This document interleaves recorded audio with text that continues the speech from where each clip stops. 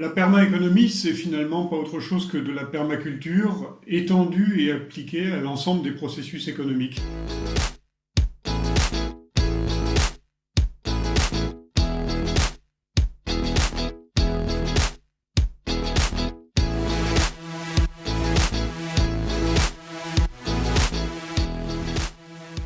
Les principes de la permaculture à un processus économique ou à la conception d'un modèle économique, par exemple, ça repose effectivement sur l'observation du vivant et sur l'inspiration par les systèmes du vivant. Mais finalement, c'est une observation patiente des systèmes vivants qui permet de comprendre, par exemple, que la diversité est un constituant de la résilience et de la productivité des écosystèmes. Dans la nature, il n'y a pas de séparation.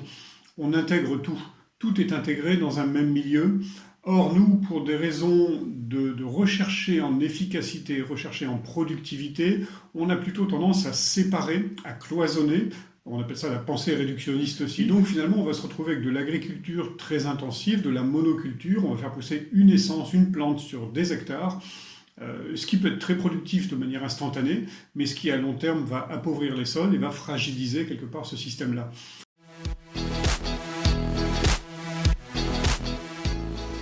Si on voulait maintenant appliquer le biomimétisme et les principes de la permaculture à la question de la mobilité, par exemple aussi, là, typiquement, on va rentrer aussi dans ces schémas de diversification de l'offre.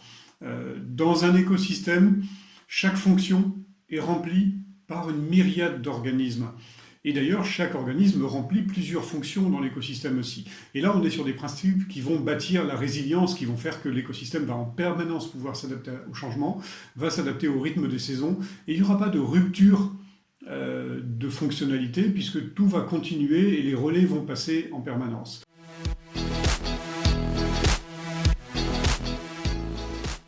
Un chercheur japonais qui est spécialiste d'un organisme qui s'appelle Fusarium polycephanum, dont le petit nom est blob.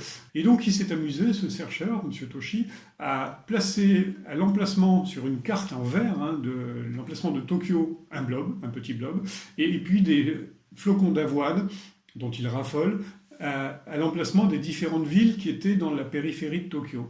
Et en 24 heures, en fait, le blob a étendu ses pseudopodes pour aller chercher ses sources de nourriture. Quand il n'y avait pas de nourriture, il s'est rétracté.